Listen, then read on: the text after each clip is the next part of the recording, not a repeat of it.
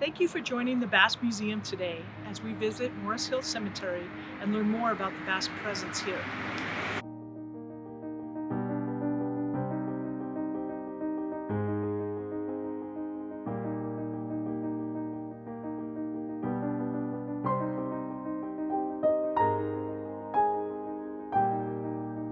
Morris Hill Cemetery was established in 1882 when Mayor James Pinney acquired 80 acres of property with $2,000 from the city's coffers. He purchased this from William Reidenbaugh and Lavinia Morris.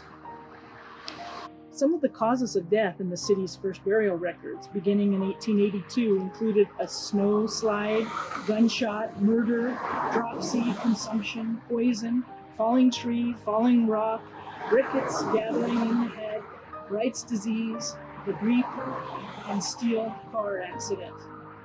The cemetery currently consists of 60 developed acres with 53 sections and a mausoleum.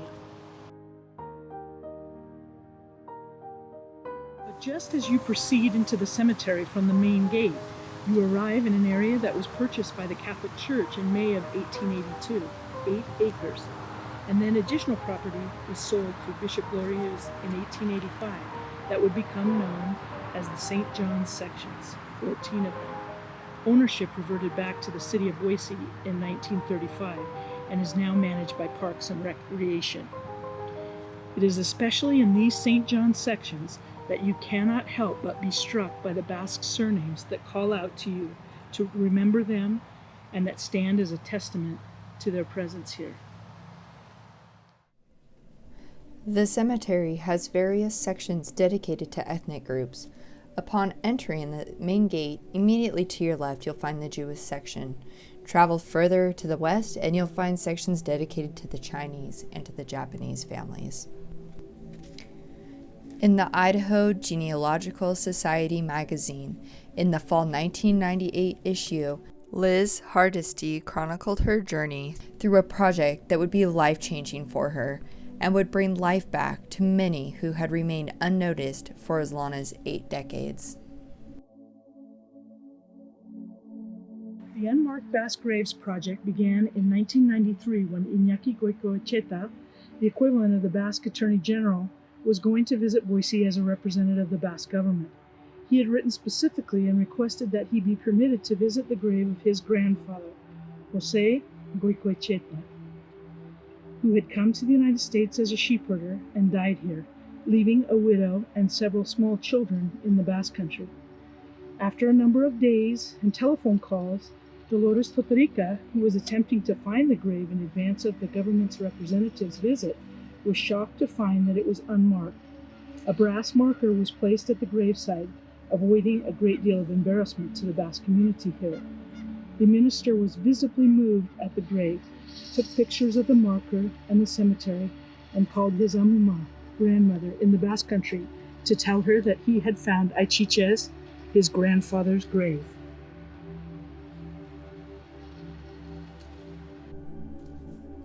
Dolores Totorica had found an additional 6 burial records for Basques at the Morris Hill Cemetery that also had no markers. She later went to the board of directors of Euskaldunak to ask if they might be interested in continuing this important endeavor. Liz Hardesty, who was on the board, decided to take on the challenge. She felt that all of the graves should be marked out of honor and respect for our early Basque pioneers, and in a January 1995 meeting received full backing of the organization's membership. Liz stepped up and volunteered for the project, and it turned into months of research after preliminary investigations revealed that there were many more unmarked graves than she had originally anticipated. Although much of the work was completed by Liz, she accepted the help of other volunteers who conducted research in additional locations, while others helped Liz walk the cemetery to look for markers or unmarked graves. The location of 62 unmarked graves were identified, and funding for the bronze markers was donated by an anonymous donor. Since her passing, the family has allowed for Dorothy Bikandi Aldecoa to be recognized for this tremendous, generous contribution. On June 23, 1996, a ceremony marking the culmination of Phase 1 of the project was held, and these 62 previously unmarked graves with bronze markers were featured. The second phase of the project was the dedication in February of 1997 of a large granite monument with the names and years of birth and death of those Basques who were buried at Morris Hill Cemetery, but the exact locations of whose graves were unknown. They were listed as being buried at the cemetery, but no record of a plot number. They were listed with an O, occupied unknown. Dorothy Bikundi Aldecoa graciously covered the cost of this large marker too. Currently, in the midst of a worldwide pandemic, we can relate to the numbers of individuals who faced the Spanish flu epidemic that infiltrated the Boise Valley, especially in the fall of 1918. 11 Boise Basques died on October 26, 1918, and on this very date, October 29, 1918, exactly 102 years ago today, imagine 6 burials at Morris Hill of Basques, almost from dawn to dusk. John Esasunza, 24 years old, was buried at 9:30 a.m. Cornelio Gabiola, 30 years old, was buried at 10:30 a.m. Jose Erquiaga, 22 years old, was buried at 11:30 a.m. The Duberan brothers, Daniel, 24, and Ignacio, 22, were buried at 4:00 p.m. Alejandra Echevarria, 34 years old, was buried at 5 p.m. She's the only one of these 6 who had a marker. The other graves were unmarked. Funeral home records reflect that the Duberan brothers, on their itemized bill for their service, included charges for 2 black crepe caskets, 2 shirts, 2 ties, 2 pairs of underwear, and a 50-cent wire notifying relatives in Spain of their deaths. Many of the individuals on this marker died during the Spanish flu. Some, like the unknown sheepherder who died in 1904, remain a mystery. In August of 1997, Liz was removing some flowers and found a card inscribed in Euskera that had been left at the foot of the memorial. Roughly translated, it said, "Greetings, Grandfather Esteban Arreche. Our greeting comes from Bermeo, the small town of the sea and song, Grandpa Esteban. You died alone in America. Arreche family members still live in the Basque homeland, working like crazy every day. Your son, Luis, and grandchildren, and from their families' hearts, here you have our greetings and tears. August 15, 1997. Your great-grandchild was here."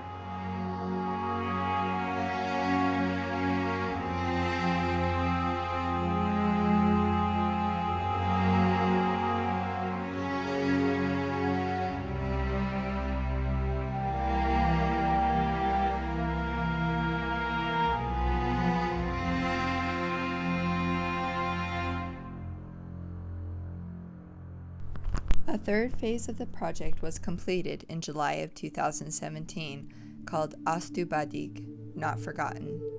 Megan Laxalt-Mackey took the lead on this cooperative effort by BSU Basque Studies and the Basque Museum to add additional, newly researched information to the Hardesti Aldecoa project, such as Basque country birthplaces, parents, death dates, causes of death, and plot locations. This was added to the Basque Museum's website and is accessible through the internet. This St. John section is quite old, and many of the well-known families in Boise are represented here. The Echevarria family. 6 brothers came to this community. The name Echevarria is as common as Smith in the Basque Country, and with the generations that have followed the original immigrants, it's common here in the Boise area too. In the History of Idaho book, it only mentions that Antonio Ascuénaga was a prosperous rancher, first with sheep and then cattle. It doesn't reveal that he also owned the Hotel Iberia, later the Oregon Hotel in Fronton, which was on 9th Street near Boise's first railway station. This is now the site of Hotel 43. The same is true of Mateo Arregui, who is touted in the History of Idaho book, published in the early 1900s, as a prominent stockman. No mention is made of his business dealings as a hotel owner, boarding house operator. The 219 men identified as living at his modern hotel at 613 West Idaho in the 1914 Boise City Directory could attest to that profession too. In the early 1900s, he was operating in what was the Gestal building, then up Idaho Street to the modern hotel, and then over a few blocks to the Delamar. Mateo Arregui was known as a hotel operator, with his first wife, Adriana, and after her death, his second wife, Maria Dominga, probably managing the day-to-day workload involved in such a business. Mateo Arregui's name appeared on many of the records at the funeral home as taking care of the funeral arrangements and costs for many individuals. There were also close family ties with Basques and other communities, those who were born in Jordan Valley, Oregon. For example, Tony Iturri married Remedios Remejayo. He served as a prominent senator for the state of Oregon and spent most of his life in Ontario, Oregon. With restrictions in the Jordan Valley Cemetery not allowing for vertical markers, the decision was made to have Tony's final resting place in Boise with his wife, Remejayo, in her hometown. The first known Basque in Boise, a woman by the name of Narcisa Guarochena Gestal, arrived in Boise as early as 1885. She's buried in the Pioneer Cemetery located closer to downtown Boise off of Warm Springs Avenue. Narcisa operated the Spanish restaurant on Idaho Street, but an 1891 city directory reveals that she also had boarders. Many would follow. In fact, we recently learned that the building that Narcisa Gestal and her husband Jose built in the 700 block of Idaho Street in 1891 continued in operation as a boarding house into the early 1960s. Then we see something quite rare. Two women joining forces to buy a building and run a business, while also caring for and managing a total of 10 children. Cruza Arostegui and Maria Apeldi purchased the Capitol rooms from Jose Arregui in 1916 for $100 down and $1,000 due the following year. More research on Cruza Arostegui reveals that she was a woman of some gumption, protesting the increase in cost of geothermal water that she used in her building in 1920, with her case being taken all the way to the Supreme Court by the Public Utilities Commission against the Natatorium Company in 1922. Anunciayo. Born in Lacatio in 1887, she arrived in Boise in 1909 and married in 1912. She and her husband, Anastasio, ran boarding houses on Idaho and Grove Street, and she later ran the Royal Hotel on Main Street before selling it to Frank Goitia. Leandra Ondarza Letamendi. Born in Nachitua in 1874, census records indicate she arrived in Boise in 1901, and by the 1920 census, it indicates that she and her husband Antonio were proprietors of a boarding house on 9th Street. Most Basques remember the Letamendi boarding house across the street from where the Basque Center was built on Grove. Francisca Pacha Belastegui. Born in Lamona in 1881, she and her husband Augustine are listed as managing a boarding house on what is now Capitol Boulevard. The 1936 city directory shows her one block over, which was a new place that they had built, known as the Chico Club and Belastegui's boarding house. Today, it is where the Leku Ona Basque restaurant is located.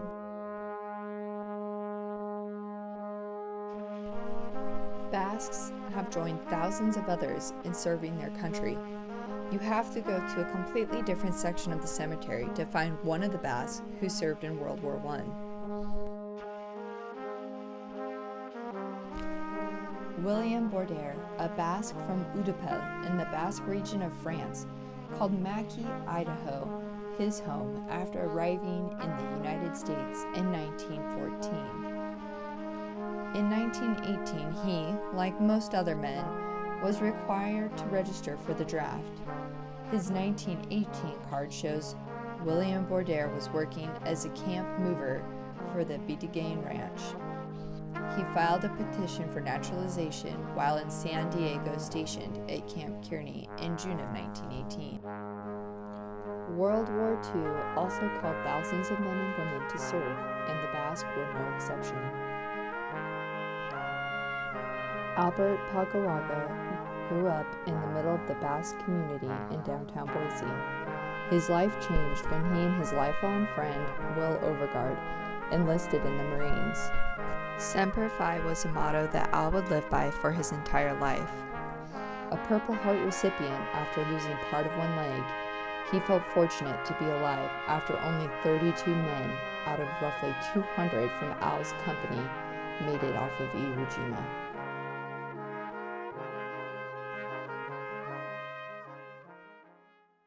Moving into the newer section of the cemetery, you will see a wide variety of ethnic backgrounds, but it doesn't take much effort to pick out the Basque surnames of those who now lie here. Here you will find many men and women who worked hard, were frugal, and generally successful in their initial endeavors in this new country. Many men got their foot in the door in the sheep industry and were able to acquire their own herds. Many then branched out into different occupations. It didn't take long for women to operate their own boarding houses or to begin raising their families, working with their husbands on farms, ranches, in stores, or other businesses.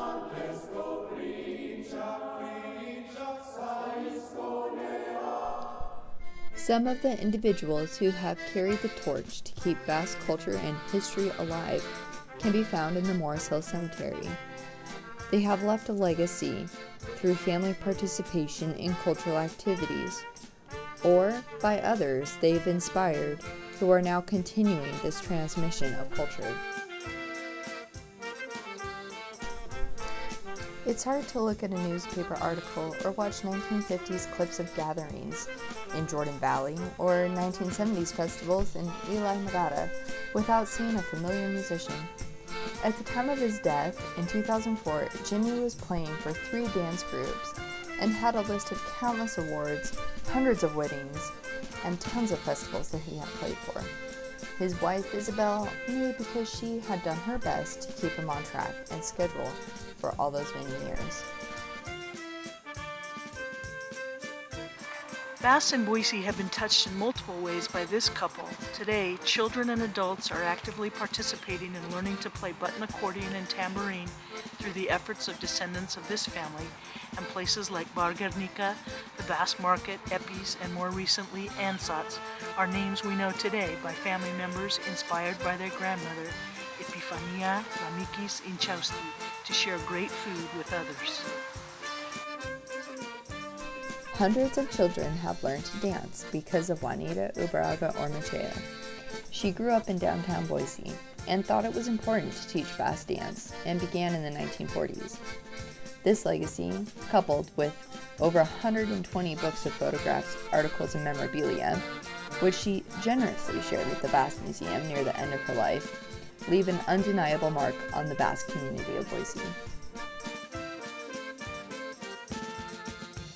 Espe Isarra Alegria, her voice on the Sunday evening Basque radio program saying K-B-O-E, brought news and music to many in homes and to the herders in the hills who were able to find a frequency that they could reach the broadcast, and her husband Henry, who played many a game on Boise's pilota chords.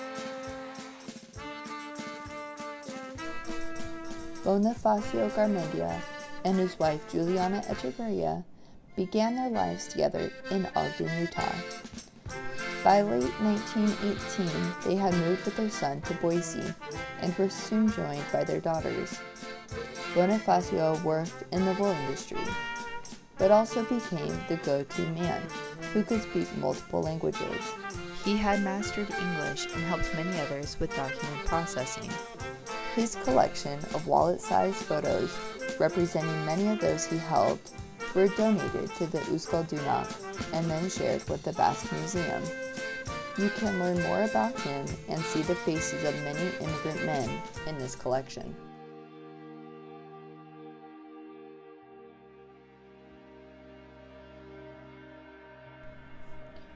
Surnames have sometimes disappeared on the maternal side of families, but some maiden names can still be found on gravestones. Others have included symbols and signs of the Basque presence, or maybe both. An example of this is found with the Salazbal sisters, who married a House, an Anderson, and an Olsen. More recent markers also include surnames and symbols that will continue to echo and represent the legacy that the Basques have brought to Idaho for the last 150 years. They remind the Basque community and those who visit the cemetery of the Basque presence in the area. It shows the respect that the descendants have for their ancestors. This sheer number of markers cannot help but make the visitor feel the impact of the Basque in this area. Brave immigrants provided a foundation for which strong families and cultural and historical institutions have been built. Our challenge today is to continue to keep their memories alive. Our tour today featured only a few of literally hundreds of stories found here. Thank you for joining us to learn more about this wonderful treasure we have at Boise's Morris Hill Cemetery.